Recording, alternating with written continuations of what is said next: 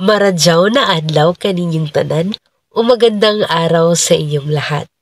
Ako si Binibining Johanna K. Campana at ngayon ay hayaan niyo akong talakayin ang teoryang Sapir-Whorf Hypothesis.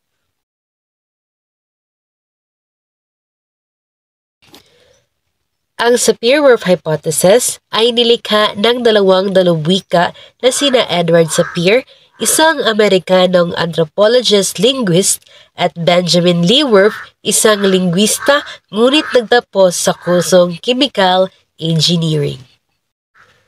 Ano nga ba ang Sapir-Whorf Hypothesis? So ayon sa Linguist Organization, ang Sapir-Whorf Hypothesis ang teoryang nagsasabi na ang takbo ng pag-iisip at mga kilos ng isang individual ay nakabatay sa wika o mga wika na kanyang ginagamit. Ang Sapir-Whorf Hypothesis ay kilala rin sa mga katawagang teoryang linguistic determinism o relativity, cultural relativism, at teoryang worldview. Ngunit ang mga katawagang ito ay hindi nanggagaling mismo sa dalawang proponent ng hypothesis na sina Edward Sapir at ang kanyang naging estudyanteng si Benjamin Lee Whorf. Ang sentral na paniniwala sa Sapir-Whorf Hypothesis na ang sinasalitang wika ng tao ay nadidetermina kung paano niya tinitingnan ang daigdig na kanyang ginagalawan. Ibig sabihin, malaki ang impluwensya ng wika sa pag-iisip ng isang tao. Halimbawa, nalamang nito ang pagpunta sa isang CR ngunit may nakapaskil na out of order. So dahil sa nakita ay mapapasabi ang isang tao na baka hindi ipapagamit dahil makasira. Kaya napakalaki ng impluwensya ng wika sa paggalaw ng isang tao. So, alam niyo ba na ang prinsipyong linguistic relativity na kilala bilang Sapir-Whorf Hypothesis ay isang ideyang nagbabago-bagong konseptong kultural at mga kategoryang nakapaloob sa iba't ibang wika ay nakakaapekto sa klasipikasyong kognitibo ng naranasang paligid ng daigdig sa paraang ang mga tagapagsalita ng iba't ibang wika ay hindi pare-pareho o iba-iba ang pag-iisip at kilos dahil dito. Pinalawak pa ito ni Brown ng 1976 sa pamamagitan ng pagpapakilala ng tinatawag niyang weak linguistic relativity o nililimita ang mga ideya at pag-iisip dala ng wika, at strong linguistic relativity na ang wika ang nagdidetermina ng ideya at isip. Sinabi naman ni Kant na ang wika ay isa lamang sa mahahalagang kasangkapang ginagamit ng tao upang maranasan ang daigdig o kanyang tinatahanan.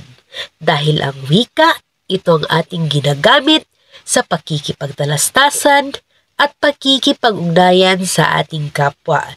At sa pamamagitan din ng wika, ay naipapahayag natin ang ating saloobin na nais nating ibabatid sa taong nais nating kausapin.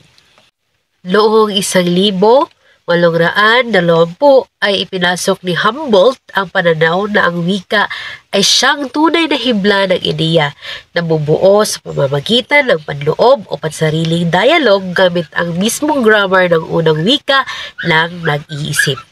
Ayon pa sa kanya, ang pag-iiba-iba ng mga wika ay hindi talaga pagkakaiba ng mga simbolo at tunog, kundi pagkakaiba ng pananaw sa daigdig.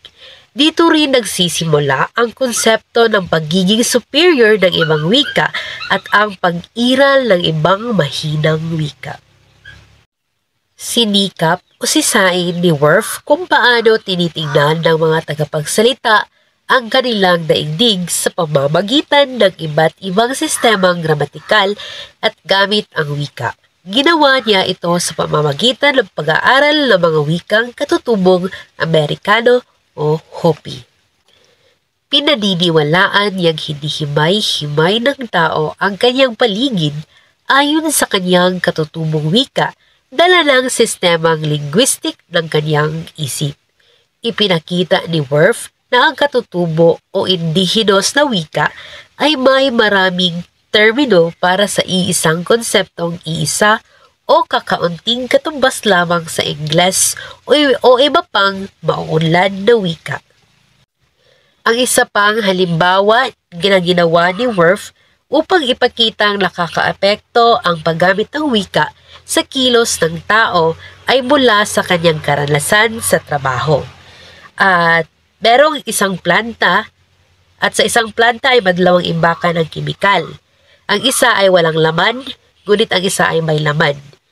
Ngunit ang mga empleyado ay gusto nilang manigarilyo, kaya't akala nila na ang imbaka na walang laman ay okay lang dahil walang laman. At ang imbaka naman na merong lamang kemikal ay hindi okay. Kaya sa salitang empty ay doon ang kanilang basihan, kaya ginawa nila ang kilos na doon sila nanigarilyo. Ngunit ang totoo niyan ay mas delikadong manigarilyo sa walang laman sapagkat madali lang sumingaw ang mismong chemical kahit walang laman ang mga bariles. Kaya masasabi nating malaki talaga ang epekto ng wika sa ikinikilos ng isang tao. Pagpapatibay ito sa hypothesis na sa Sapir-Whorf na malaki ang nagagawa ng wika sa pagtingin ng isang grupo ng mga tagapagsalita sa kanilang daigdig na ginagalawan. Kaya yun lamang po ang ating diskusyon patungkol sa Sapir-Whorf hypothesis. Naway marami kayong nalaman sa ating talakayan na ginawa ngayong araw. Sa uulitin, maraming salamat sa inyong pakikinig.